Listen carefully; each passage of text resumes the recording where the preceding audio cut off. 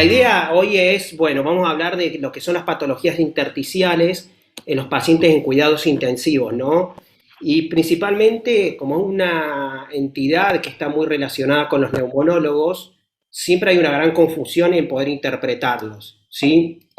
Entonces, yo acá les voy a mostrar un cuadro más o menos de cuál puede ser la categorización o la clasificación. Esta clasificación es un poco arbitraria, no es una clasificación que esté avalada por entidades, pero me pareció que dentro de todo este grupo de enfermedades pulmonares intersticiales o enfermedades difusas de parénquima pulmonar, lo primero que tenemos nosotros son de causas conocidas, que son drogas o asociadas a enfermedades de colágeno u otras patologías que conocemos cuál es la agresión. Después las neumonías intersticiales idiopáticas, que acá aparece un gran grupo, que es la fibrosis pulmonar idiopática, las neumonías intersticiales que no son fibrosis pulmonar idiopática, y de ese grupo, de las que no son UIP, tenemos 6 categorías. La neumonía intersticial descamativa, una entidad poco común que se ve en aquellos fumadores. La neumonía intersticial aguda, esta patología es lo que se llamaba Hamann-Rich, y probablemente es lo que ahora nosotros llamamos como distrés respiratorio en adulto. Después la NSIP, que es una patología que suele responder con los corticoides. La bronquiolitis intersticial respiratoria no lo vemos. La neumonía organizativa, que es algo que vemos en terapia intensiva y que probablemente con el tema del COVID esté como sobrediagnosticada o que haya demasiada sospecha en relación a lo que sucede. Y la neumonía linfocítica intersticial. Entonces, dentro de las neumonías intersticiales idiopáticas tenemos las UIP y las que no son UIP, y dentro de las que no son UIP nos vamos a encargar de ver neumonía organizativa. Después tenemos las granulomatosas como sarcoidosis, que no entra dentro de la paciente de terapia intensiva, y después enfermedades más raras como lo que es la linfangio y leiomiomatosis, la histocitosis X, que son patologías generalmente ya detectadas de manera crónica y que pueden venir a terapia intensiva porque tengan un neumotórax o tengan algún tipo de problema. Entonces nosotros vamos a ver lo que son las de causa desconocida, la fibrosis pulmonar idiopática y la neumonía organizativa, que es medio lo que nos corresponde en los pacientes críticos. Cuando hablamos de patología intersticial de causa conocida, bueno, acá lo que tenemos que tener en cuenta es que tenemos que buscar, nosotros en los pases de información o las recorridas, nos la pasamos discutiendo de un montón de enfermedades, si es neumonía, si es una neumonía bacteriana, viral, si es insuficiencia cardíaca, pero nunca discutimos de drogas. Y las drogas están presentes en los pacientes de terapia intensiva y hay que buscar los antecedentes de las drogas y la toxicidad que puede generar. Esta es una herramienta muy útil, se llama Neumotox, que uno puede asignar, buscar las drogas, ¿sí? Y cuando uno busque las drogas, va a poder saber dentro de qué categoría puede llegar a estar afectando el pulmón. Nosotros acá estamos buscando, a ver, creo que vamos a buscar amiodarona o cualquier otro tipo de droga, o una vez que buscamos la droga, la misma herramienta nos va a permitir buscar cuál es la afección que hace pulmonar. ¿Qué quiere decir? Si produce una enfermedad intersticial, si produce neumonía, si produce nódulos. Bueno, esto es importante tenerlo en cuenta porque aporta mucha información. Bueno, vamos a pasar. Entonces, después hablamos de lo que son las causas desconocidas. Usamos esta herramienta Neumotox. Y después vamos a hablar de neumonía organizativa. ¿Qué es la neumonía organizativa? Que con el COVID empezamos a hablar todo de neumonía organizativa. Primero es un proceso inflamatorio con afección de las paredes alveolares. Esto genera fibrosis intraluminar, afectando los bronquiolos, los alveolos y los ductos alveolares, y genera una afección generalmente peribroncovascular, parchada, que es muy parecida a lo que uno puede ver en un paciente con distrés, ¿no? Y con un componente bastante importante de inflamación linfocitaria.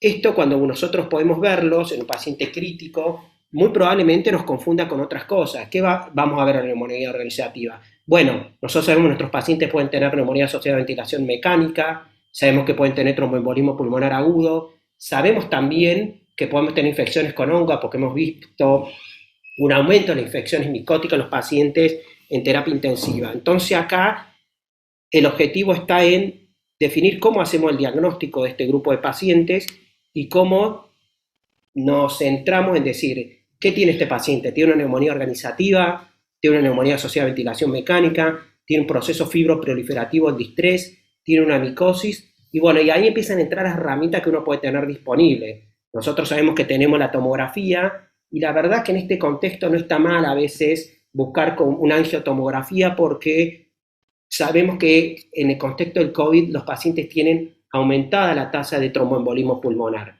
Ahora, también tenemos en cuenta que los pacientes tienen falla renal y el contraste no es gratis. Entonces, pensar siempre en un paciente que esté empeorando la oxigenación, le hacemos una tomografía, es cómo interpretamos la tomografía. Tiene masa, tiene cavidades. Bueno, es una de las herramientas que tenemos y que aporta una gran cantidad de información, a pesar que en los pacientes con COVID es un poquitito más difícil de poder implementarla. Cuando nosotros vemos la tomografía, miren, esto es lo que puede tener una neumonía organizativa, puede tener infiltrados acinales, puede tener masas pulmonares que confluyen, pueden tener esta imagen que es tranquilamente un COVID, puede ser una neumonía asociada a ventilación mecánica o puede ser una neumonía organizativa. En definitiva, no es tan simple hacer el diagnóstico de neumonía organizativa y muchas veces el sobrediagnóstico significa poner corticoides en un paciente que está en una situación compleja de la inmunidad, del problema muscular y con todo lo que significa los corticoides en los pacientes críticos y sus consecuencias a largo plazo. También sabemos que el BUP tiene determinadas características en el lavado bronquialveolar, que quiere decir que tiene un aumento de los linfocitos, aumento de los neutrófilos y también aumento de los eosinófilos, pero siempre menor que más linfocitos que eosinófilos. Esta es una característica broncoscópica, el lavado bronquialveolar y la citología que uno puede ver en los pacientes con neumonía organizativa. Ahora, recuerde que en un paciente con COVID, por lo general no hacemos lavado bronquialveolar por la exposición al personal. Probablemente nos cueste mucho trasladar a un paciente a una tomografía y cuando lo trasladamos probablemente ya tenga algún tipo de complicación como una neumonía asociada a ventilación mecánica u otras cosas. Entonces, hacer el diagnóstico de neumonía organizativa no es tan simple y bueno, y uno tiene que tener en cuenta toda esta herramienta y ser lo más preciso posible para poder aproximarse a esta entidad. Después tenemos, en los pacientes ambulatorios lo sabemos, que la neumonía organizativa es simple hacer el diagnóstico con biopsia. La biopsia transbronquial con forceps, si bien no es una buena biopsia, sirve para el BUP. La criobiopsia también da muchísima información, como ya lo hemos visto, lo vamos a ver un poquitito más adelante. Y la biopsia quirúrgica, que es el gold estándar, pero que ahora pasa a un segundo plano por las consecuencias que tiene el punto de vista de la ventilación mecánica, la fuga aérea persistente y la morbimortalidad en este grupo de pacientes. Fibrosis pulmonar, ¿no? Dijimos que íbamos a ver patologías intersticiales de origen desconocido, que eran las asociadas a drogas, neumonía organizativa y la fibrosis pulmonar. Cuando en terapia intensiva vamos a ver un paciente con fibrosis pulmonar en dos situaciones. Cuando uno hace el diagnóstico de fibrosis pulmonar, probablemente la enfermedad ya ha empezado hace 2 o 3 años. Y en el momento que uno hace el diagnóstico, la expectativa de vida suele ser entre 3 y 5 años. Nosotros vamos a hacer el diagnóstico en esos pacientes que tienen exacerbaciones agudas. La fibrosis pulmonar puede evolucionar estable con un deterioro progresivo, una progresión rápida o PUSE agudos. Estos PUSE agudos siempre confunden si tiene una neumonía viral asociada, si tiene una neumonía. Entonces es probable que nosotros veamos pacientes que tengan exacerbación de fibrosis pulmonar con falla ventilatoria en la terapia intensiva o bien cuando están en la fase final de vida que requieren asistencia porque tienen hipoxemia refractaria y también otra situación que podemos ver en el post-trasplante de pulmón, que no es lo que vamos a hablar en este momento. Entonces yo le venía hablando de cuáles son las consecuencias del ARDS clásico con respecto a la evolución de la funcionalidad respiratoria. Esto es difícil interpretarlo porque el ARDS clásico tiene una bolsa de patologías dentro de lo mismo que puede ver desde un paciente neumonía, post-neumonía viral, post-pancreatitis. Entonces, es poco probable que nosotros tengamos información certera de acuerdo a la patología. Pero cuando uno busca en los estudios, sabemos que el 80% de los pacientes que tuvieron ARDS clásico severo tienen alteración de la DLCO, que es la difusión de monóxido de carbono. Un menor porcentaje van a tener obstrucción y restricción, y parece ser que la mayoría de los pacientes van mejorando todo lo que es la espirometría y los volúmenes pulmonares a los 6 meses, pero la difusión tarda 5 años en recuperarse, algo que me llamó mucho la atención. Tengan en cuenta que esta información no es muy nueva y probablemente tenga que ver con el manejo del distrés en años atrás, donde no se era tan obsesivo con el tema del volumen minuto, de la presión plató, de un montón de herramientas y monitoreo que tenemos en la actualidad. Entonces, cuando nosotros vemos qué pasa con la fibrosis pulmonar post-COVID, y ahí empieza a aparecer más información, pero la información no tiene un gran periodo de tiempo, porque como ya sabemos, hace poco tiempo estamos en la pandemia. Y se categoriza en dos grupos. Un primer grupo que son los no fibróticos, y otro segundo grupo que son los fibróticos. Los fibróticos se refiere a aquellos pacientes que ya han quedado con secuelas a nivel del parénquima pulmonar. Reticulaciones, bronquiectasis son los bronquios dilatados por tracción, que quiere decir que se fibrosaron áreas cerca de los bronquios, las traccionaron y dilataron las estructuras bronquiales, o en algún caso panal de abeja, que es lo que nosotros podemos ver en la imagen típica de la fibrosis pulmonar idiopática.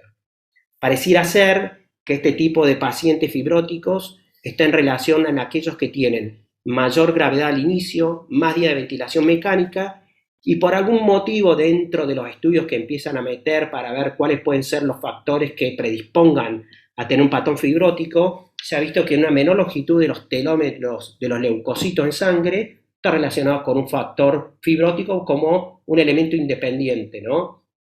A pesar de todo lo otro, este pareciera ser uno de los pocos elementos independientes que tiene una relación con la evolución de un factor fibrótico y no explican por qué. Entonces, nosotros en fibrosis pulmonar, ¿qué vamos a tener? Virus esmerilado, esto se puede ver hasta 6 meses después.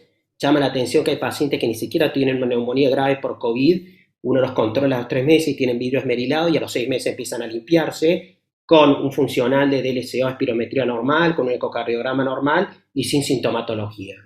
Reticulaciones, que es el segundo patrón, y las bronquiectasia por tracción, que es el tercer patrón, que lo pueden ver ahí, que es lo que yo les quería explicar.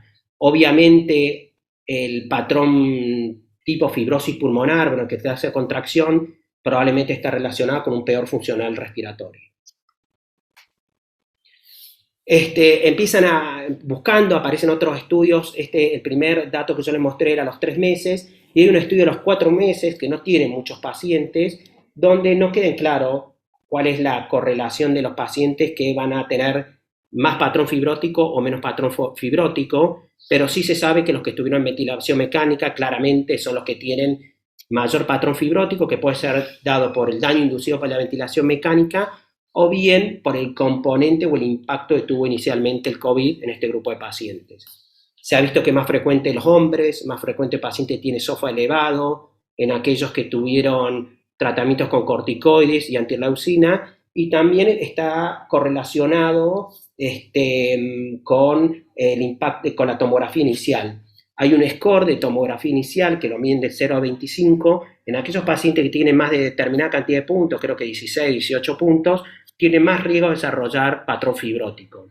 Ahora, estas alteraciones tomográficas, que es lo que hablamos todos los días, parece ser que se correlaciona con una disminución de la función pulmonar, con tos y mayor fragilidad en el postoperatorio, en el post-COVID, pero no queda claro si todo esto tiene correlación a que el paciente vaya a desarrollar fibrosis o no. Así que todo muy ambiguo. Sí sabemos que mientras más grave, más ventilación mecánica, más edad y más tratamiento, tienden a tener más patrón fibrótico, pero no hay nada certero que nos pueda definir este tema.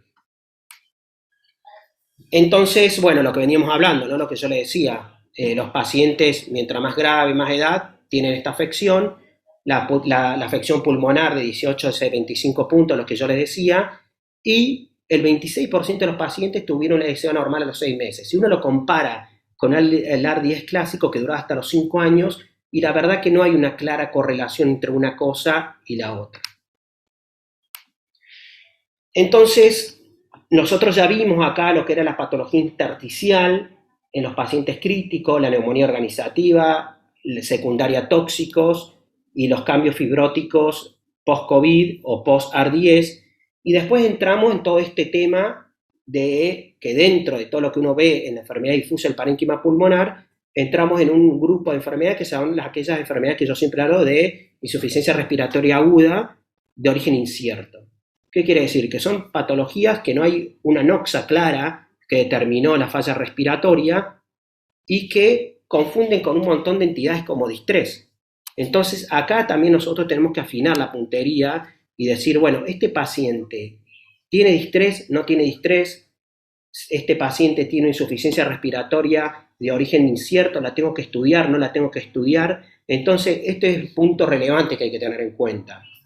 Primero, definir el diagnóstico y después poder hacer el tratamiento adecuado. Cuando uno empieza a estudiar estos pacientes y empieza a tener información, bueno, nos empezamos a dar cuenta que el 80% de los pacientes cambió el tratamiento. Entonces es algo que es interesante para empezar a tener y que nosotros creo que ya venimos haciendo este proceso de hace unos 3 o 4 años estudiando este grupo de pacientes. Y acá encontramos un montón de enfermedades que pueden imitar un distrés tóxico, reacciones farmacológicas que ya lo hablamos, un shock, enfermedad de colágeno, reacciones de radiación, reacciones alérgicas. Entonces, creo que no todo tiene que ver con las infecciones, no todo tiene que ser bacteriano, parasitario y viral, sino que hay un montón de otras entidades. Y por eso también volver de nuevo a lo anterior. ¿El panel viral nos sirve? Y claro que nos sirve. Nosotros presentamos un trabajo donde empezamos a buscar la cantidad de neumonías virales y por las entidades que la generaban. Entonces, a lo mejor ahora estamos tratando pacientes con patologías inciertas y a lo mejor tienen un sincicial respiratorio, como vimos los otros días, y eso te cambia el tratamiento, te cambia porque puedes suspender vancomicina, imipenem, colistin, corticoides. Bueno, son herramientas que cuando uno puede lograr el diagnóstico, el cambio en la terapéutica, que quiere decir, sigo haciendo la terapéutica, le cambio o suspendo, es mayor al 80%. Entonces, esto es un dato bastante relevante que tener en cuenta. También es importante tener en cuenta que dentro de las patologías pulmonares, yo lo repito continuamente, hay 6 patrones que, con anatomía patológica, hay 6 patrones de anatomía patológica donde podemos incluir todas las enfermedades difusas del parénquima pulmonar, que es la lesión aguda, la fibrosis, el infiltrado celular, el relleno alveolar, los nódulos y los cambios mínimos. Esto parece algo como no relevante, pero es muy relevante. Uno a lo mejor con una biopsia que puede hacer por criobiopsia, sobre todo en este grupo de pacientes, un paciente muy bien seleccionado, es muy probable que tenga el diagnóstico. Y nosotros ya lo fuimos demostrando en varias oportunidades con los trabajos que veníamos haciendo. Entonces, la histopatología en los pacientes con coronavirus, siempre una discusión. ¿Es una neumonía viral? ¿Es una neumonía viral con distrés? ¿Qué es lo primero? ¿Cómo evoluciona? Bueno, acá hay un estudio hecho donde te muestra que el daño alveolar difuso, que es patognomónico del distrés, en el 88% de los pacientes con COVID en fase aguda lo tienen. Entonces hay que considerarlo por ahora como un distrés secundario a una neumonía viral. En el H1N1 apareció en el 90% y en el SARS en el 98%. Este tema, que por ahí parece menor, de daño alveolar difuso, es un tema relevante porque permite interpretar y hacer un análisis fisiopatológico de la enfermedad y por lo consiguiente el tratamiento. También cuando nosotros empezamos a buscar este tema de, todos los pacientes con COVID tenían tromboembolismo pulmonar, bueno, el 57% de los pacientes con COVID parece ser que aparece en la histopatología microtrombos pulmonares. Cuando uno va al SARS, el 58%, y cuando uno va a la influenza, el H1N1, el 24%. Así que pareciera ser que es relevante el tema de los microtrombos pulmonares. Ahora, esto no quiere decir que haya que anticoagularlo, no quiere decir que todos los pacientes tienen que tener RTPA, fibrinolítico y anticoagularlo como se empezó a hacer en un inicio. Es un elemento a tener en cuenta y por eso en un paciente con COVID, que no queda clara la causa, que no sabemos por qué está hipoxémico, nunca está de más poder hacer una angiotomografía.